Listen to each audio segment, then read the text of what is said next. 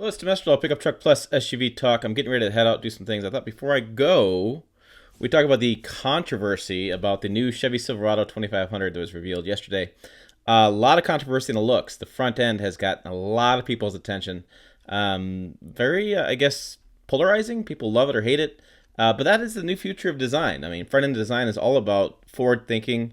They want to make it polarizing, get a reaction today, because they know in about 2 years it's not going to be like as polarizing as it is today. So, and in the defense of the front end, I've seen it. In person, it looks different because of the scale of the vehicle. So the hood is really tall and the height of the truck cab is tall. And so it doesn't look as squished as it is in the photo. That photo looks terrible. And the front end only photo, that's a disaster. So I would say that it looks a lot different. I'm waiting to see different colors. I want to see different trims. I want to see the 3500. So taken all together, you can see it differently. I thought the same way in the Chevy Silverado 1500 when it came out.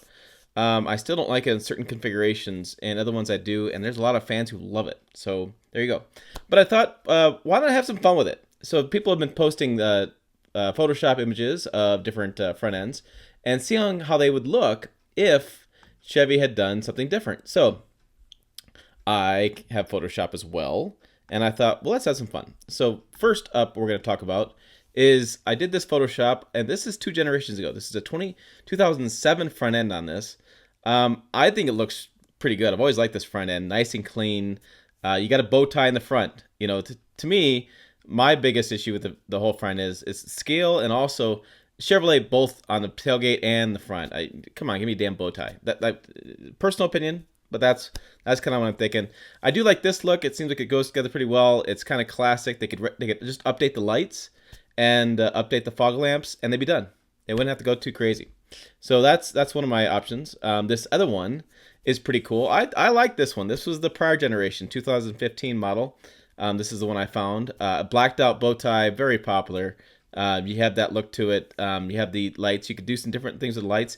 You could take the Silverado lights, the 1500 lights, and put it on this, and you'd have a good looking pickup. I mean, I think that looks pretty good too. And then the last one I thought I'd throw at you guys this morning before I sign off. Like I say, I got things to do. This one is really semi-truck. This is the 4500, the brand new Chevy Silverado 4500 Grille on the smaller 2500. So here you go. If you really want to go like, I'm a semi-truck, damn it, this is the Grille for you. It's kind of fun. I'm not sure that makes production, but hey, what's funny about this one, and I just happened to notice this, is I have Chevrolet spelled out twice and a bow tie in the middle.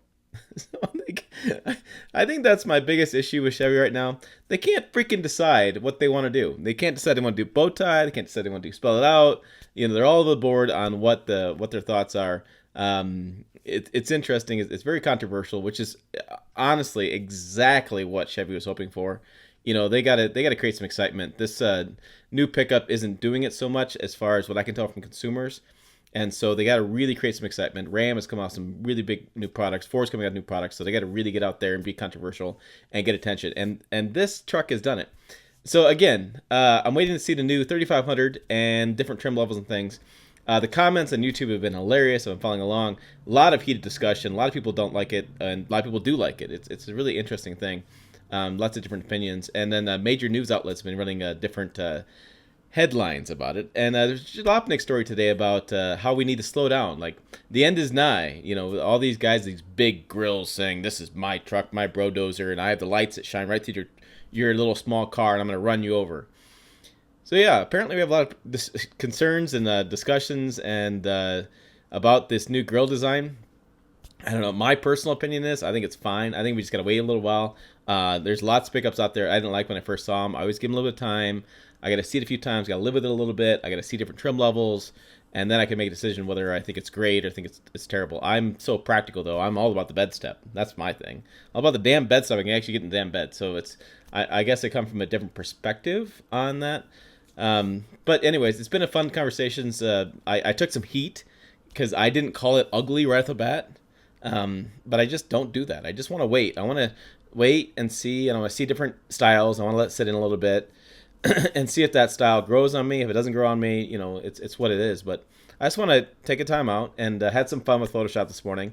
I thought maybe you'd like those images as well. And if you like more of this crazy stuff I do on this channel, make sure you hit subscribe below. Make sure you follow along on Instagram, Twitter, and Facebook.